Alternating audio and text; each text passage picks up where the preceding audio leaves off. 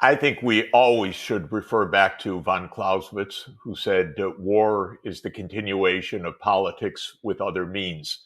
And what he meant by that is that wars reflect political disagreements. And so you end wars not on the battlefield typically, and you shouldn't, but rather through solving the politics.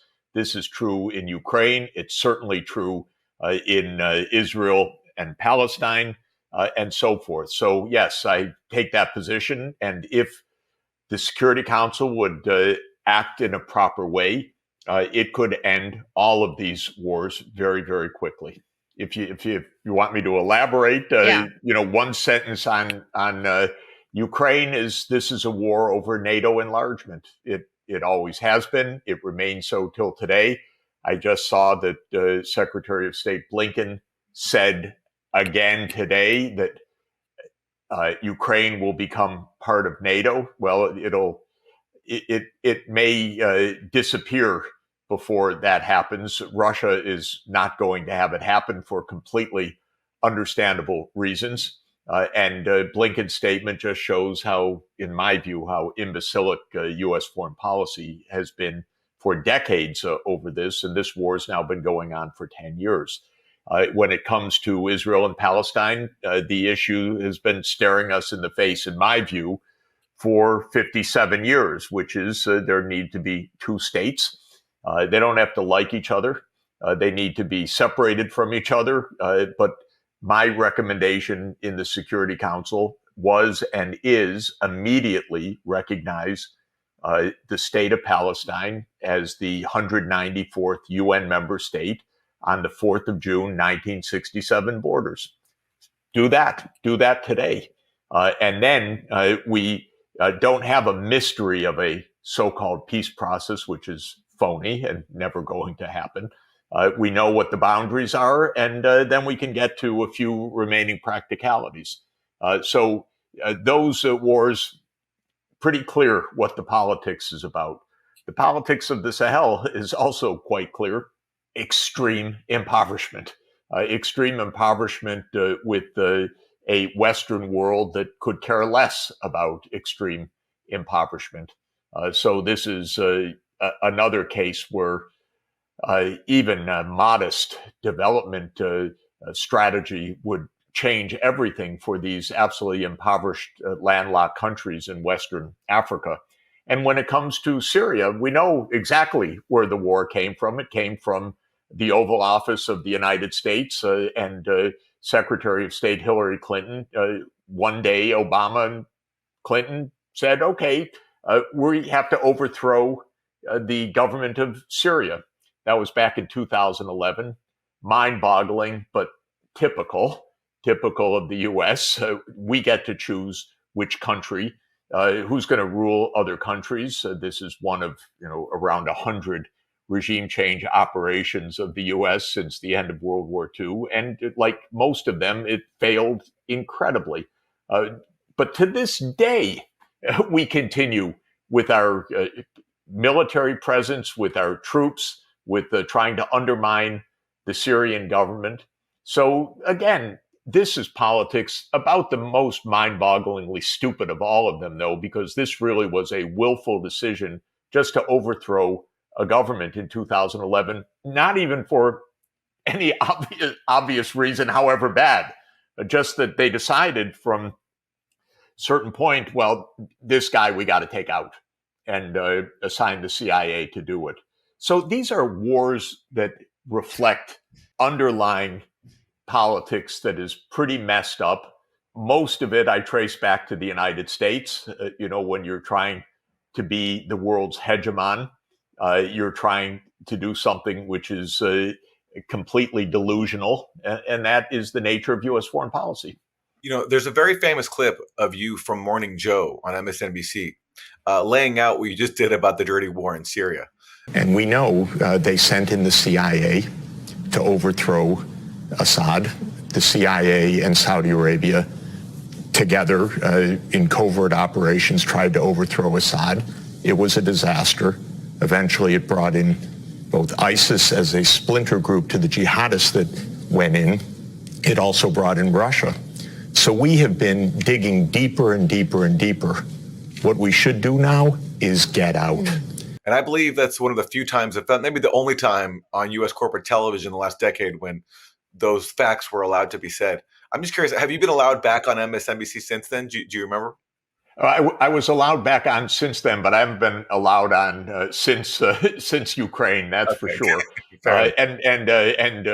My last mainstream, I think my last mainstream appearance on U.S. Television media was on Bloomberg when I said, "Yeah, the U.S. probably blew up Nord Stream," and they took me off the air literally within 30 seconds, and never once more did I hear an invitation from anybody that had normally asked me on, I'd say every 2 weeks to every 4 weeks, whether it was Morning Joe or Tom Keene on Bloomberg or any place else. It's a complete shutdown. Okay, I'm not suffering from it, but it's pathetic. And it's a complete shutdown in the mainstream print media. I can't get in 700 words. And that's online, when you're not exactly limited on the New York Times, when they have said everything like 3-year-olds about the Ukraine war. I don't know whether they're as stupid and ignorant as they sound or whether they're just simply directed from above. But I asked at one point, give me just 700 words. Let me say why your incessant inanity that this is an unprovoked war needs a little bit of qualification. And after weeks and weeks of going around, begrudgingly, the editor said, okay. So I sent the piece. It got edited. It got put into New York Times font, everything. I was chortling. I did it. I got through. I got it. And then I got an email from a junior editor.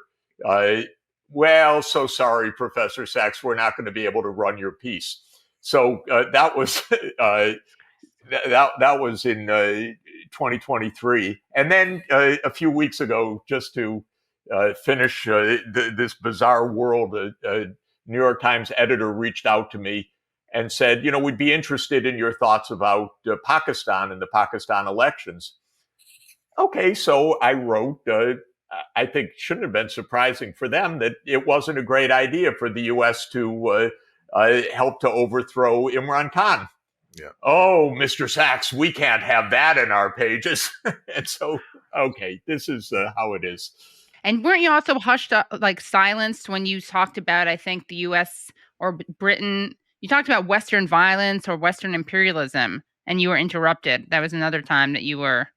That was in a democracy forum of the New York Times. You can be democratic at home and ruthlessly imperial abroad. The most violent country in the world since 1950 has been the United States. It's been by far involved Jeffrey, in more, stop wait now. A minute, in more Let's wars. Jeffrey, I'm your moderator, and it's enough. Okay, I'm done. I forgive the moderator a little bit because I was probably running on a little too long. But in any event, I think also the content was probably a little annoying to the sponsors. It's sort of like, we only get the U.S. government to admit to taking part in coups 50 years after the fact. So, for example, the CIA coup in Iran in 1953, we're still learning about that. So I figured that the New York Times probably is on the same pace. As soon as the U.S. government finally admits something, 50 years later, they'll let you write about it. So in 50 years, Professor Sachs, I'm sure we'll be getting your op-eds on you. I've got my piece already, Okay, great. No, it's so amazing, by the way. It's fascinating. We need to dissect this whole term of covert operations because they're basically in broad daylight. Covert doesn't mean hidden. Covert just means denied in full view. And so we have repeatedly events like coups and overthrows and blowing up pipelines. And they just say, no, didn't happen. I'll tell you another example of this. I was briefly, I was friends with Aristide in Haiti, and I briefly was trying to help him in an absolutely impoverished place that needs help, needs help. And he said to me, Jeff, they're going to take me out. They're going to take me out. And I said, oh, no, Mr. President, relax. We're going to take care of this. Pretty stupid and naive, I have to say, of myself. But I said, no, it's okay. We're going to work this out and so forth. Well, then, of course, this is George W. Bush Jr. They cut off Haiti from IMF, World Bank, all the usual things for destabilization before the CIA finally moves in, often literally for the kill, or at least figuratively for the kill in the overthrow. Then one day, the U.S. ambassador walks in and guides Aristide out to a plane with the unmarked tail, and 23 hours later, he's in Central Africa. Okay, this is what is known as a coup, a CIA coup. So I know the reporter that covers this beat in the New York Times, and I call her. And I said the next day, you're not going to cover the coup. They walked the president out to an unmarked tail, fly him out to Central. You're not. And she said, Jeff, the editor's not interested. That's all the news that's fit to print. Yeah. And then I was, America is a surreal place. The next Monday or Tuesday, I was testifying in Congress on a hearing where everyone was saying how they loved Haiti and would do everything, and how good it was that the U.S. had protected the president of Haiti from harm's way because there were belligerents that were coming to attack him. And then, of course, everything is completely forgotten in the next hour, and that's the end of it. So this is typical for how things act right now. And if you act with this impunity, if there is no accountability, the recklessness, the stupidity, really the imbecility of it continues to expand. And that's where we are today. And it's extraordinarily dangerous because not only are we doing terrible things, but we're doing delusional things. Like Blinken saying, we are going to make sure that NATO enlarges to Ukraine as hundreds of thousands of Ukrainians are dying on the battlefield. And we have no way, plan, shape, or decency. I mean, the whole idea is mistaken, but no way to do that. But what we are doing is guaranteeing that the war will continue. And by the way, just speaking of Haiti, the 20th anniversary of that coup was just in February. And we're still learning about it. France's ambassador at the time, recently, a few years ago, admitted that France and the U.S. orchestrated that coup against Aristide. And by the way, that was the second time Aristide was overthrown in a U.S.-backed coup. Yeah, and by the way, I was at diplomatic gatherings where people were bragging about this afterwards. The Belgians, the French, laughing about this stuff. And look at Haiti now. It's descended into such absolute chaos, and yet nobody can trace it back to our critical role in destabilizing the country by overthrowing its first popularly elected president. You look all around the world, these actions destabilize places for decades, for generations. They're based on violence, imbecility, and lies. They suborn local leaders. They distort everything about local politics. And of course, there's zero accountability for the United States. And the legacy of this, look at Brzezinski's brilliant move of putting jihadists into Afghanistan in 1979. We're still now 45 years later, a country completely destroyed for 2 generations. Almost no understanding in the United States at all, almost no connecting the dots of how this CIA operation back in 1979 has led step by step by step to unending chaos. Look at Iran, which you mentioned, 1953, overthrowing a democratically elected government because somehow weirdly our oil had gotten under their sand, as they say. We've done this in so many places. And the legacy of it, Libya, Syria, more recently, Ukraine is the same way. It poisons politics, even for generations, because it's violent, it's so stupid in its direction, so arrogant and wrong-headed. It's done covertly, so-called, because what is being done is so far from what should be done that it's hidden and deniable from view. And so it's horrible policies done in a way guaranteed to poison the politics of these places for decades. You know, when I go to Southeast Asia, which is quite frequently, there are places today you do lots of places you do not walk because the unexploded ordnance of America's secret wars are all over the farmlands in Laos and Cambodia until today. The U.S. government, by the way, is still trying to collect debt from a regime that had installed in place, destabilized the entire country, lent it money for emergency food aid, bombed the place relentlessly, and is trying to get repaid till today. Speaking of coups, you, of course, have traced the current war in Ukraine back to 2014, and you say that the United States helped create that coup. Of course. And you were there. You said you saw things up close, certain things up close and personal. Can you talk about some of the things that you were able to see because of your involvement in that region that others weren't able to see? Yeah, I mean, the one thing that I saw was that immediately after the coup, I was called by the new government. I didn't know what had happened, but the prime minister said, I'd like to meet with you to discuss this economic crisis. And so I had advised the government in Ukraine back in the early 1990s. And of course, the prime minister asked me, and I went. And when I went, I was taken around the Maidan where people were still milling around. And the American NGOs were around there. And they were describing to me, oh, we paid for this, we paid for that, we funded this insurrection. It turned my stomach, by the way. I had my meeting, got on the plane, went home, and that was the end of that. But I saw the bragging. Now, US NGOs funding this uprising, they didn't do that on their own as nice NGOs.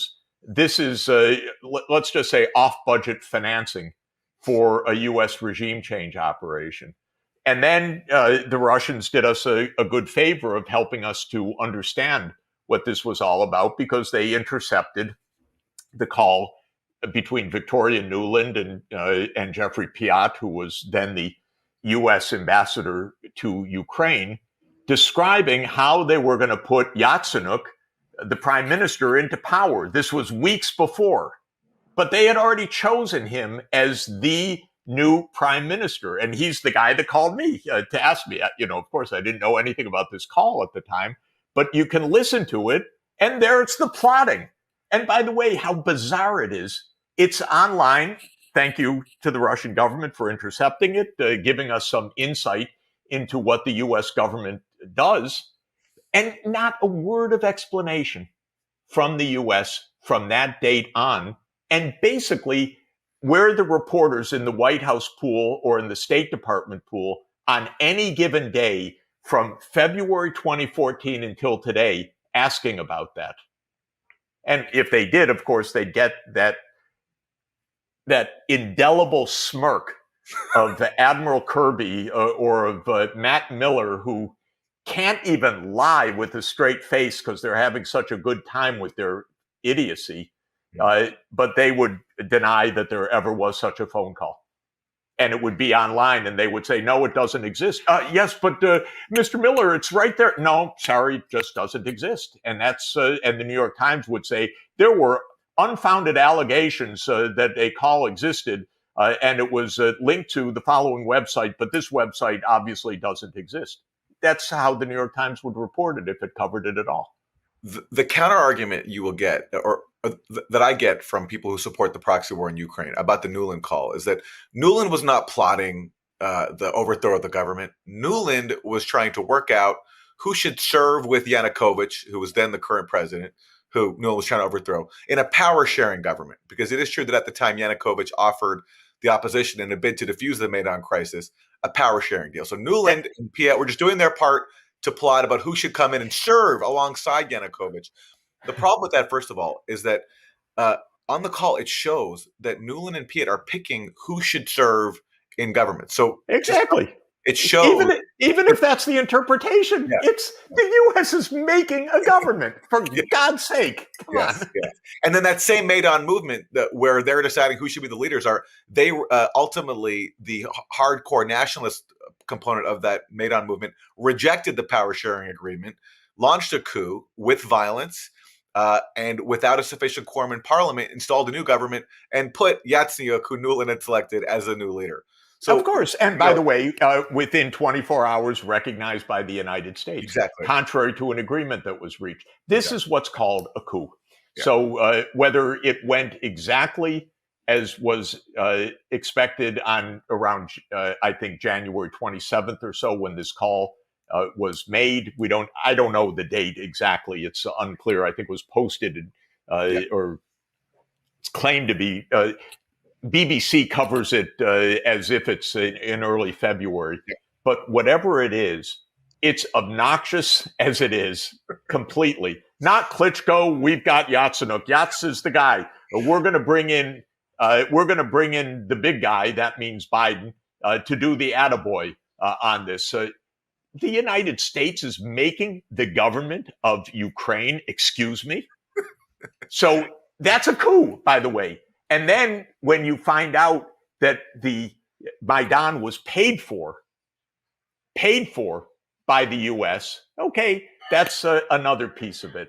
And then, of course, I would love for the CIA to show us the books and tell us what really happened. And now that Victoria Nuland is my incoming colleague at Columbia University, I'm sure she's going to give a seminar explaining all of the details of this. So I'll let you know what we hear in the seminar. Maybe she'll give a baking seminar about how to make those cookies. She may well do so.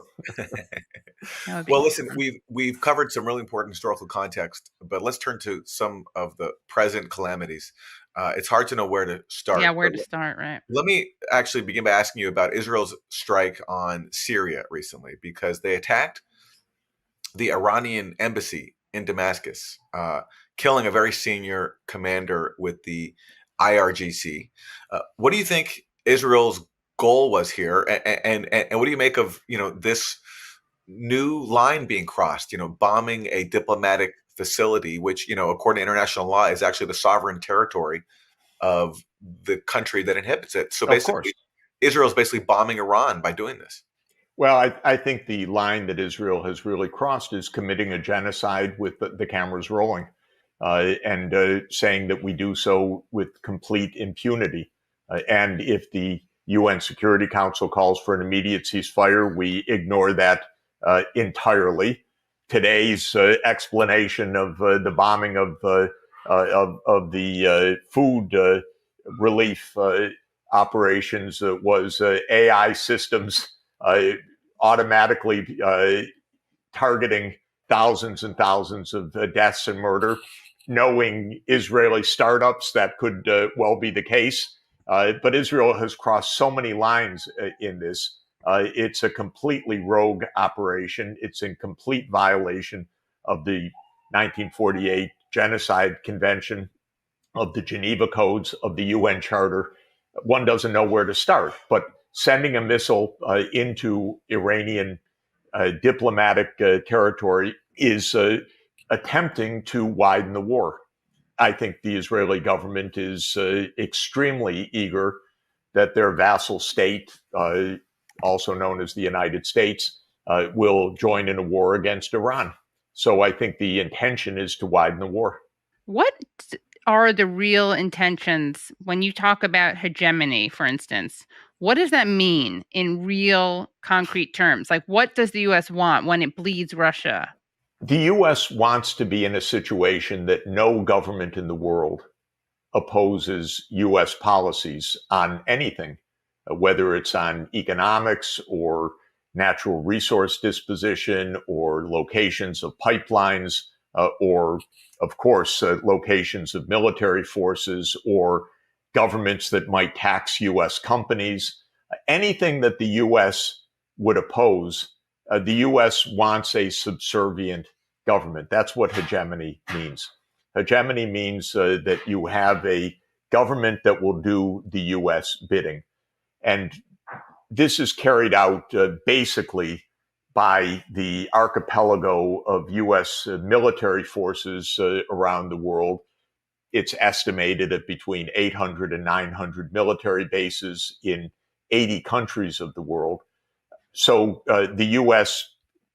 Basically, even in effect, occupies many of these countries. It seems strange, but when you have the U.S. military bases there, the governments are afraid to move against the U.S., often for some pretty obvious reasons, but even friendly or allied governments, even Japan, they're afraid of the U.S. And it's a strange idea. It seems like an alliance, but it's not quite like that. So the U.S. wants to make sure that no one crosses the U.S. And what this means is that any large country is inherently an affront to U.S. hegemony. And two in particular right now, but there's a third one that will come this way, are affronts to the U.S. Russia's too big for the U.S. and China's too big for the U.S. And so we hate them. We hate them because everything they do, we interpret in a way to generate the public hatred and fear. And so this is, by the way, the out of the playbook of the British Empire, which was really the tutor of the American Empire, because Britain did all of this in the 19th century, what the United States started doing in the second half of the 20th century. Britain came to hate Russia in the 1840s, so much so that when Russia got into a tiff with the Ottoman Empire in 1850, the Brits stepped forward and said, time to invade Russia. And that was the Crimean War, which was 1853 to 1856. Very similar dynamics. By the way, this is the Second Crimean War. It's almost to the playbook, because the idea of the First Crimean War was surround Russia in the Black Sea, deny Russia's access to its naval base in Sevastopol. Same story as today. Same words you hear from MI6, from the British, from the Ukrainians. We're going to attack Crimea. It's exactly the repeat of 1853. But what was the reason for Russophobia of Britain in the 1840s? Well, it wasn't communism. It wasn't Putin. It wasn't any of that. It was Russia was so big that it was an affront to British hegemony. And the crazy idea back in the 1840s, which moved public opinion, was the idea that Russia was going to invade India from Central Asia through the Khyber Pass in Afghanistan and take over Britain's crown jewel of empire. Of course, completely fantastical. It had absolutely nothing to do with what the czars wanted to do, with what Russia was capable or wanted to do, but it drove war. And this is what we have today, which is America asserts its right of control over everybody.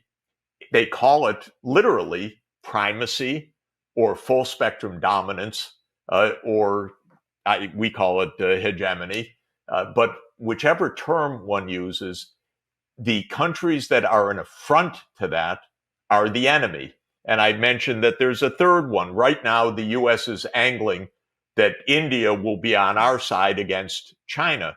But India is a big civilization and country, and you can pretty much imagine the U.S. Coming to see India as this great threat. Not today, 10 years, 20 years. It's a dynamic which is absolutely awful. And by the way, just to put the scholarly gloss on it, John Mearsheimer, whom I'm very good friends with, and I admire a lot, but disagree with very strongly on a core principle, wrote a book called The Tragedy of Great Power Politics. It's his great realist foreign policy book of 2001. And he wrote at the beginning, we have good relations with China right now, but they will worsen. And he called it, by the way. He called it entirely. I said at the time, why should they worsen? We have no trouble. No, they're going to worsen. Why are they going to worsen? Because China is going to become a major power. I said, yeah, okay, so Right. No, because then they'll worsen, because then it's going to be a threat. He said, John, it's not a threat unless we make it a threat. It's a self-fulfilling prophecy. He said, yeah. Right. I said, John, we got to stop the self-fulfilling prophecy. He says, you can't. So that's the difference of the realist and me, is I believe we could actually talk with each other and find peaceful approaches. But the point is, hegemony means we control what we want to control, where we want to control it. We control which governments operate. If a government is not to our taste, we replace it with war or with a covert regime change operation or some other subterfuge of the National Endowment of Democracy or some NGO that does the politics for us. That's what hegemony means.